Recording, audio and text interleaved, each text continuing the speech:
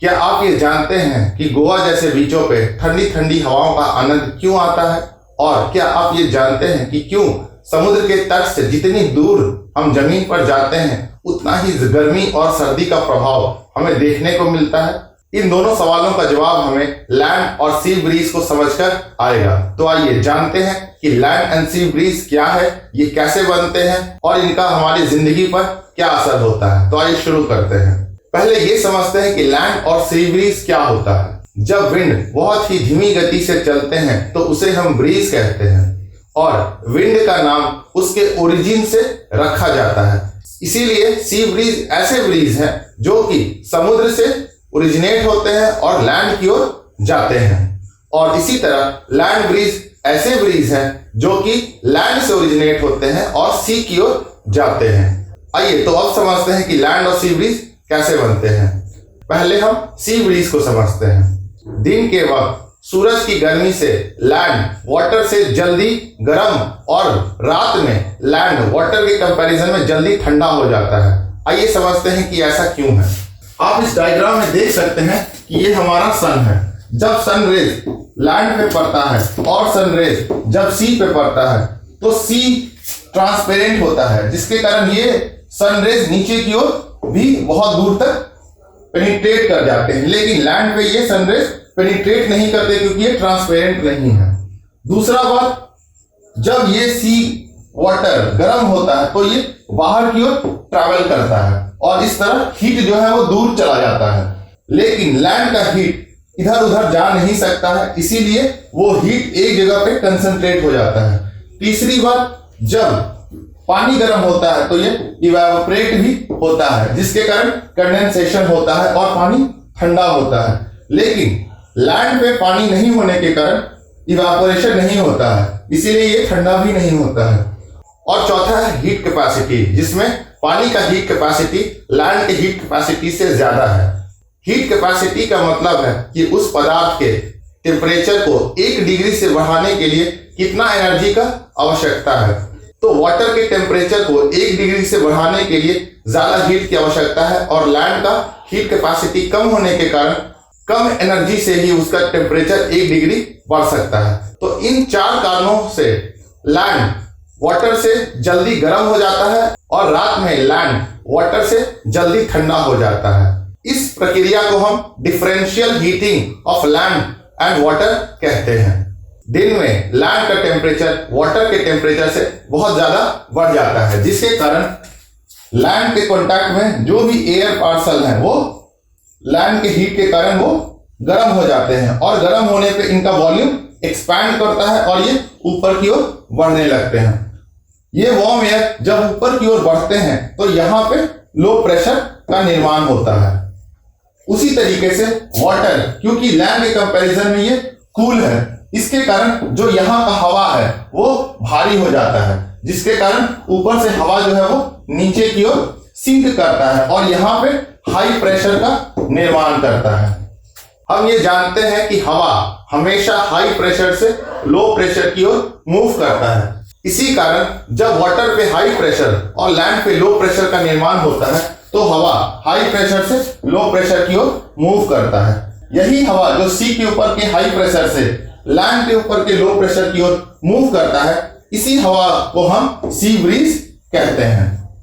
और warm air जो ऊपर उड़ता है वो फिर इधर की ओर साइक्लिक प्रोसेस में सी के ऊपर सिंक करता है। तो ये एक साइक्लिक प्रोसेस है जिसके कारण सी ब्रीज का निर्माण होता है। आपने उबलते हुए पानी को देखा होगा। इस गैस के हीट से यहाँ का पानी बहुत ज्यादा गर्म हो जाता है और यहाँ का पानी ठंडा रहता है, जिसके कारण यहाँ का पानी ऊपर की ओर जाता है, ये भी पानी ऊपर की ओर जाता है और ठंडे पानी इधर की ओर मूव करने लगते हैं, और ये ठंडा पानी हेवी होकर सिंक हो जाता है और इधर भी सिंक हो जाता है और फिर ये इधर की ओर मूव करते हैं। यही साइक्लिक प्रोसेस को हम कन्वेक्शन कहते हैं, और सेम कन्वेक्शन प्रोसेस लैंड और सी ब्रीज में होता है। तो आइए अब समझते हैं कि लैंड ब्रीज कैसे बनते हैं। लैंड ब्रीज सी ब्रीज के बिल्कुल ऑपोजिट मैकेनिज्म से बनते हैं, और क्योंकि ब्रीज लैंड से वाटर की ओर जाता है इसीलिए इसका नाम लैंड ब्रीज है।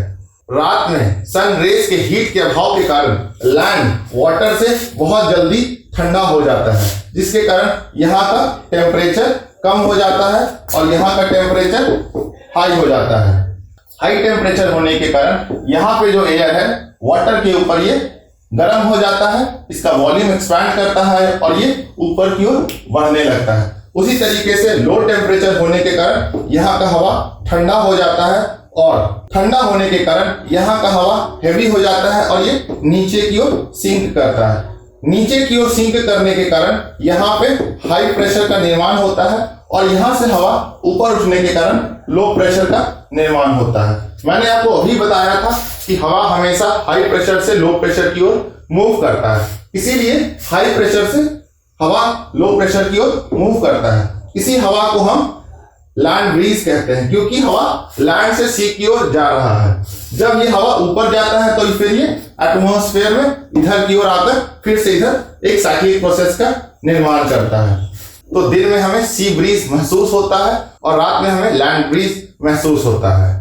अगर हम सिग्निफिकेंस की बात करें तो इसी लैंड और सी ब्रीज का इस्तेमाल करके फिशरमैन मछली मारने के लिए दूर समुद्र में जाते हैं। वो रात में जब लैंड ब्रीज चलता है तो उसी लैंड ब्रीज की मदद से दूर समुद्र तक चले जाते हैं और फिर मछली को मारकर वो सी ब्रीज की मदद से फिर अपने घर की ओर लौट जाते हैं।